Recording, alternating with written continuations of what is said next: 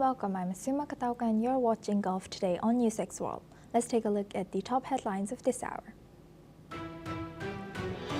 Syrian Justice Minister Mazar al-Weiss has met Amnesty International Chief Agnes Kalamard to boost cooperation on human rights. They also discussed transitional justice and rule of law, while Syria emphasized Syria's commitment to supporting victims and documenting violations. At a separate OPCW meeting, Syria's representative Mohammed Katoub has said that the country has made significant progress in investigating suspected chemical weapons sites and remains committed to its chemical weapons convention obligations as Syria marks almost a year since the former leader Bashar al-Assad's ousting. Turkey's National Security Council, chaired by President Recep Tayyip Erdogan, has said that Ankara will continue supporting security, peace, and stability for all Syrians, expressing satisfaction with Syria's recent progress on the international stage, as the Council also reviewed efforts to eliminate terrorism and strengthening regional unity. Israel has launched a major military operation in the northern West Bank city of Tubas, with troops supported by a helicopter that opened fire encircling neighborhoods, forcing residents from their homes and conducting arrests, according to Governor Ahmad al-Assad. The Israeli military said the raid aims to disrupt attempts to establish any militant building.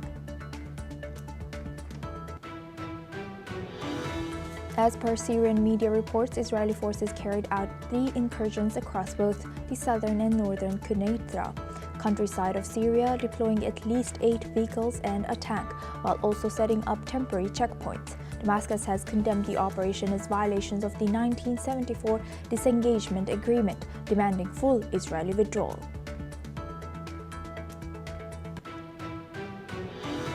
Newly elected Pope Leo begins his first overseas trip, traveling from Rome and Turkey and Lebanon, where he is expected to call for Middle East peace and meet Orthodox Christian leaders during the 1700th anniversary of the Nicene Council, as the journey will offer the first real look at newly elected Pope's geopolitical vision as global attention focuses on him. The UAE has sent more than 258 convoys and over 8,700 trucks carrying 1.6 million aid parcels to Gaza under Operation Shverus Night 3, delivering food, medical supplies, shelter, materials, and other essential relief. The humanitarian effort reflects the UAE's leadership's ongoing commitment to supporting the Palestinian people. Syrian deputy minister and Saudi official have held high-level talks in Riyadh to boost partnerships as a renewed push to strengthen their bilateral cooperation during the UNIDO conference. The meeting comes as Saudi Arabia's delivery of a 1 million-barrel oil shipment to Syria completes, highlighting accelerating economic engagement between the two nations. Now we start this hour with IDF operation in West Bank. Israeli security forces have launched a major operation in the city of Tubas. Troops backed by a helicopter that opened fire moved into several neighborhoods, ordering Palestinian residents out of their homes and taking over rooftops. Local officials say the incursion appears set to last for days. At least 22 Palestinians have been detained so far, and roadblocks now surround the city. The Israeli military says the operation targets what it calls emerging militant strongholds, claiming troops found an observational control room while searching dozens of homes. This latest assault extends months of operations across the northern West Bank, where thousands of Palestinians have already been displaced. Human Rights Watch has accused Israel of war crimes, allegations Israel denies. Hamas has condemned the operation, urging international intervention, as movement across the West Bank remains tightly restricted. Now for this discussion, we welcome Dr. Punsara Amarasinghe. He's a Middle East affairs expert from Kotawala Defense University, joins us live from Colombo. Thank you very much, Professor, for joining us again. Good to see you. Professor, now looking at this, what mechanism, legal and diplomatic or multilateral, should exist to assess allegation of war crimes in conflict zone? And how do such accusations influence the legitimacy of Israeli military operation in Gaza and the West Bank? I think it's a question beyond a conjuncture. Israel is not a stranger for the dozens of war crimes targeting at them for the past few decades. But when you look at the situation in the West Bank, that simply reflects the strategic stances upheld by Jerusalem towards West Bank, especially in the aftermath of the 7th of October massacre. Israel has been maintaining quite a stern position by undermining and sabotaging all the upcoming, the strongholds, right? And it goes in hand in hand with the Tel Aviv's the strong mechanism to debilitate the terrorist, fundamentalist, radical strongholds in West Bank.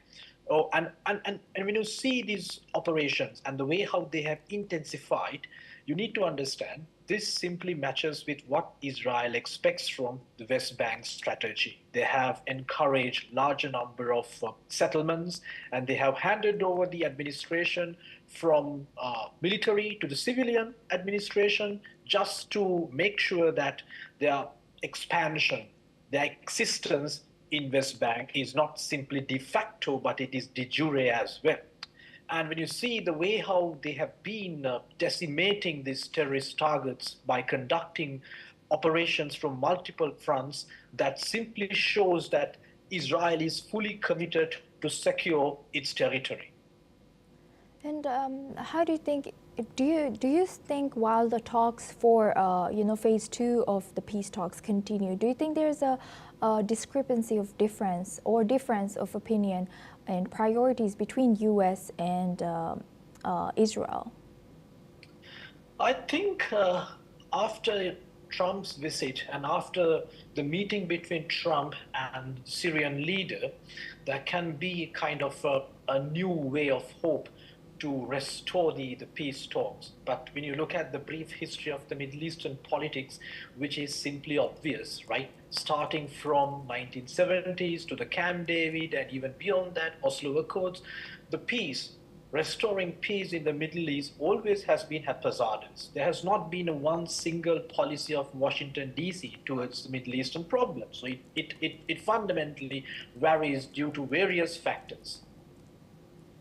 And in situations where civilians are displaced or placed under movement restrictions, what responsibility does Israel have to prevent humanitarian deterioration while pursuing their political and security objective?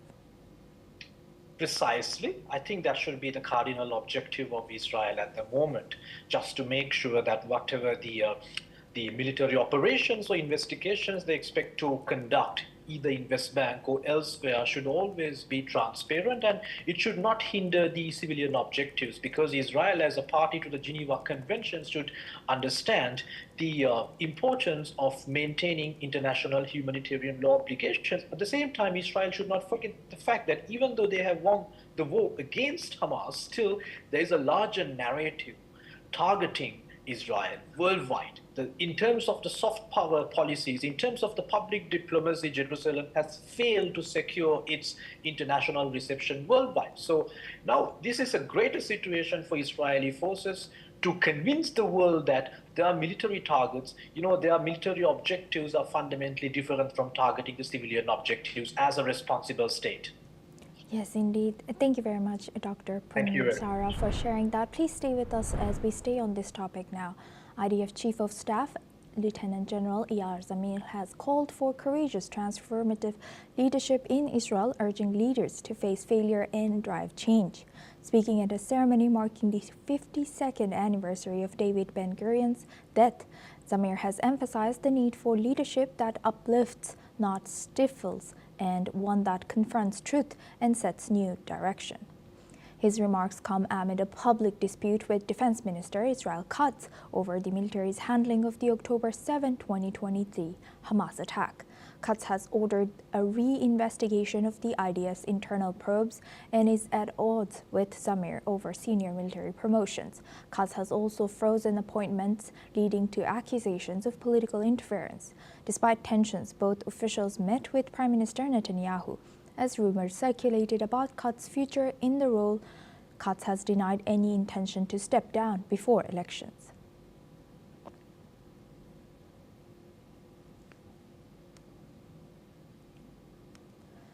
IDF Chief of Staff Lieutenant General Eyal Zamir has called for courageous transformative leadership in Israel, urging leaders to face failure and drive change. Speaking at a ceremony marking the 52nd anniversary of David Ben-Gurion's death, Zamir has emphasized the need for leadership that uplifts, not stifles, and one that confronts truth and sets a new direction. His remarks come amid a public dispute with Defense Minister Israel Katz over the military's handling of the October 7 Hamas attack 2023. Katz has ordered a re-investigation of the IDF's internal probes and is at odds with Zamir over senior military promotions.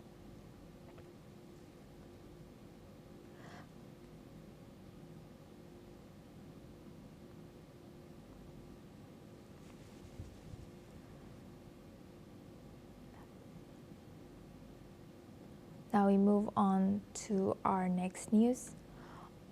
To Iraq, operations at the Khor gas field in Iraqi Kurdistan has been suspended following a drone attack that caused widespread power outages across the northern region. The attack, which targeted key gas storage facilities, ignited a fire and then injured some workers. Gas supplies to power stations in the Kurdistan region were halted, and authorities are estimating a loss of 3,000 megawatts in power generation. Firefighting teams are working to contain the blaze, and repairs to damage the storage depot that could take 2 to 3 days. The attack is being investigated by local authorities and teams from Dana Gas, the UAE-based energy company that operates the field. This is the second drone strike on Khor, while no casualties have been reported. The Iraqi security media cell has described the incident as a terrorist attack and vowed to pursue those responsible. Now for this discussion, we welcome Mr. Mohammad Khatibi. He's a Middle East affairs expert, joins us live from Tehran. Thank you very much, Mr. Mohammad, for joining us again. Good to see you. Now, looking at this, what more can you tell us about this unfolding incident, and knowing that this is the second such incident on the same place? So these kinds of attacks have been regular when Iraq was in political turmoil, and these kinds of attacks have political support from different groups. And I think that this attack is finding pressure and pressuring a small faction in the Kurdistan region, or people who are acting against the current prime minister of Iraq. So, as you know, there was an election in recent weeks in Iraq, and they are trying to choose a prime minister. And this is some kind of infighting, I think, and because there is no indication of what happened and who is responsible, there is great speculation that this attack is trying to pressure a faction in the Kurdistan region to seize power and help to choose the prime minister in a way that helps the Shia majority. So there is a very conflicting ideas about who is going to be the next prime minister in Iraq, and there are some nominees. For example, Shia al-Sudani, the current prime minister, Nouri al-Maliki, and Ahmed al-Shatri. These are the main faces that are people talking about them to be the prime minister. But there is very conflicting ideas about who will govern Iraq for the next years. So this kind of attack may be an indication of political infighting between the factions and the majority groups in the Iraqi Kurdistan and whole Iraq. Right. Although, as you've rightfully mentioned, that no group has claimed responsibility in Iraqi Kurdistan, and how is these kind of things, these kind of incidents, shaping political negotiations between? Is there any political negotiation to begin with between the Kurdistan regional government, federal government, and the external actors involved in regional, especially you mentioned there's Shia minorities groups? Sure. So there are many groups in Iraqi politics, and each group aligns itself with foreign actors. For example, Iraqi Kurds are very close to the United States. These kinds of attacks have been ongoing because of the US presence in Iraq, and the Popular Mobilization Forces, which are a majority Shia group, have been targeting these US bases and the US aligned bases in Iraq for many years because they are opposed to US presence in Iraq. However, since there is no indication and a responsibility claiming, no one knows that who attacked this base. Also, there are other groups that competing with each other. For example, the government in Erbil is trying to influence people in Suleimania. There are two different main factions of Kurdish political parties, and these are competing with each other to gain more influence inside the Kurdistan region, and they are aligned with different foreign actors. And these, as I said, are indication of a political turmoil inside Iraq amid the choosing of the prime minister there. Mr. Mohammed, can you tell us why do these groups have to align themselves with foreign actors? Why not Iraqi actors in domestic politics? So after the fall of Saddam al-Hussein, after the occupation of Iraq by the United States, these Shia groups gained power and started to gain power in a country that was ruled by Sunni minority for many decades by Saddam and Ba'ath Party. And these Shia groups found themselves alone, and they started to find allies, and other groups also are the same. For example, the Kurds aligned themselves with the United States to gain more power, and they gain more autonomy inside the Kurdistan region and have influence in the federal government.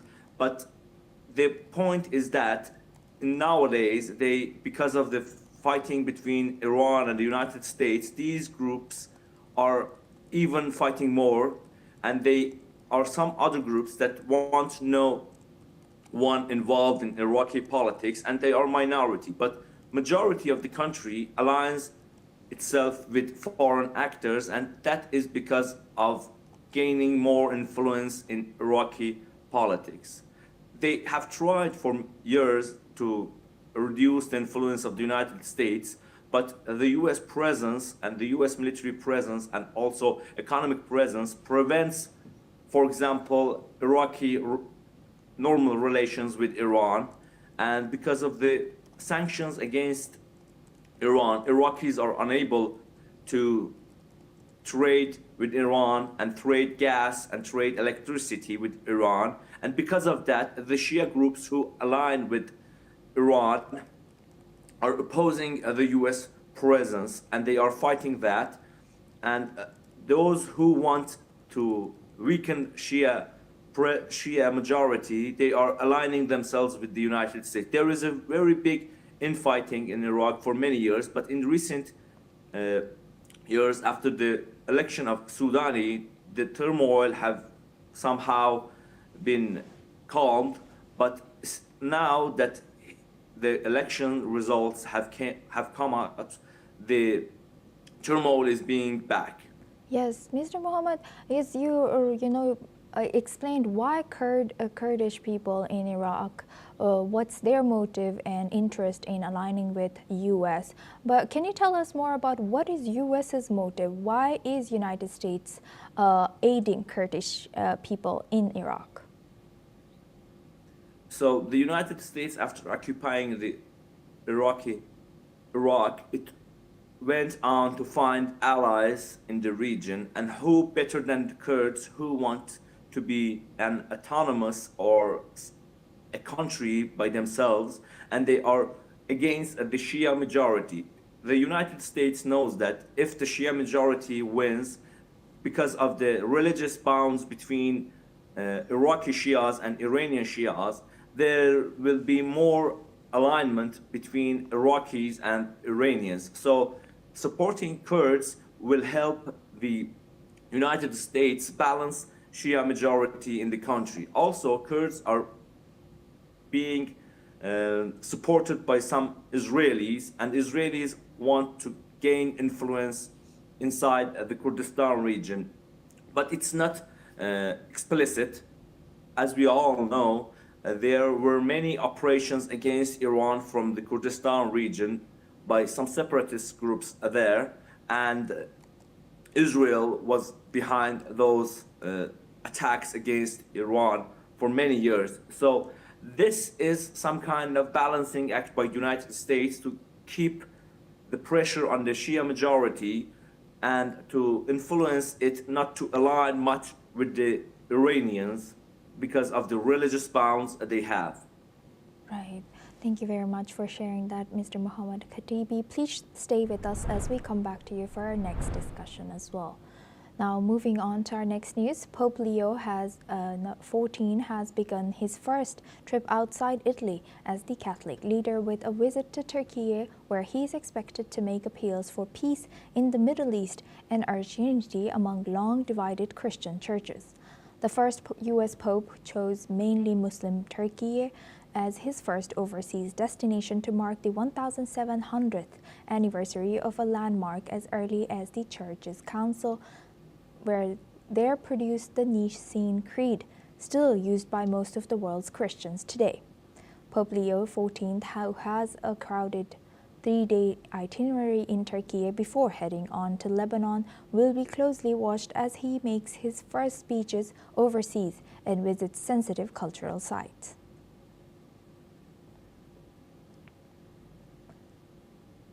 Now we move the focus to Australia. Australia has taken a major diplomatic step against Iran. Foreign Minister Penny Wong says the government has officially listed Iran's Islamic Revolutionary Guard Corps as a state sponsor of terrorism. The move follows an intelligence assessment linking the IRGC to attacks against Australia's Jewish community. Canberra has previously accused Iran of directing 2 anti-Semitic arson attacks in Sydney and Melbourne last year. Earlier this week, Australia then ordered Tehran's ambassador to leave the country within 7 days, its first expulsion of a foreign envoy since the World War II. The decision marks a sharp escalation in tensions between the two nations. Now we welcome back Mohammad Khatibi. He's a Middle East affairs expert, joins us live from Tehran. Thank you very much, Mr. Mohammad, for staying with us.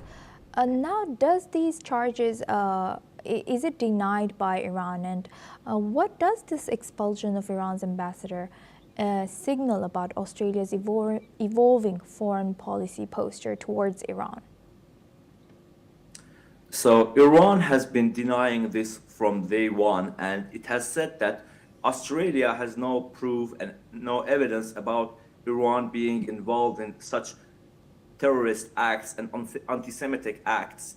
So Iran is trying to say that we in Iran have Jews which are living side by side with Muslims, and they have been represented in Iranian parliament, and they are living peacefully inside Iran.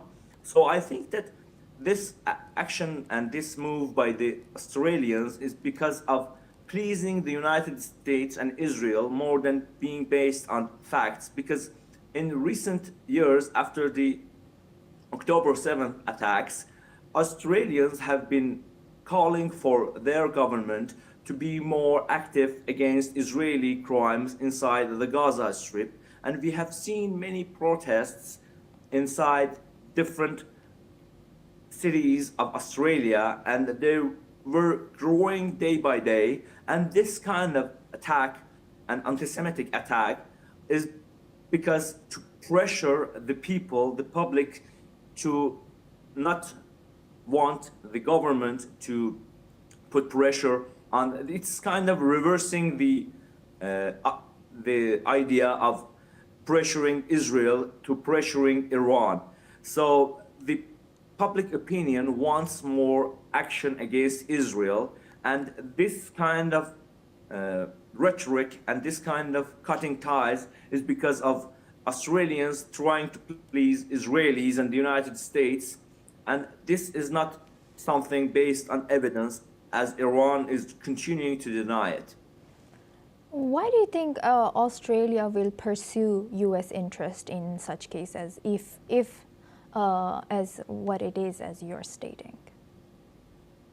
So the United States and Australia have very good relationship, and these kinds of ties is not just because of the language, not because of the culture, but more about military, and they have signed many military documents, and the Israelis are also providing great technologies to Australia, and they have very good relationship with Israel, and the growing anti-Israeli sentiment inside the public of Australia pushed the government to somehow balance it by conducting and cutting ties with Iran to please the Israelis and be like, I am watching out for you even if my people are against you. So there are more dynamics here. The economy is important. The military agreements are important. And this is not just about human rights or such things like anti-Semitism. This is more about great and politics. And this will continue as long as the Australian government wants to please the United States and Israel. And Mr. Mohammed, lastly, what channels do exist still to de-escalate tensions for Iran with Canberra and Canberra with Iran? There are many diplomatic channels that still are open, and there are some back channels that still open, but nowadays, because of the escalation, there is no direct talks between the two countries, and it will not end soon. These kinds of cutting ties may take more 2 or 3 years or even more to be healed, and the situation may continue. And this is not just affecting the Iranian government. This will affect Iranian people and Iranians residing inside Australia. There are many Iranians residing in Australia that are now facing with difficulties for coming back to visiting relatives and their relatives to go to Australia. And this is affecting ordinary civilians, not just governments and the government affiliated people. So this some kind of there will be some kind of negotiations to ease these kind of civilian movement, but I don't think that in near future there will be healing and reestablishment of ties between Iran and Australia. Right. Hopefully that does happen, but thank you for shedding light on the history and all angles on this issue. With that, I would like to thank Mr. Mohammad Khatibi for joining us as a Middle East affairs expert from Tehran. And that's a wrap on Gulf Today. Keep watching NewsX World for more news.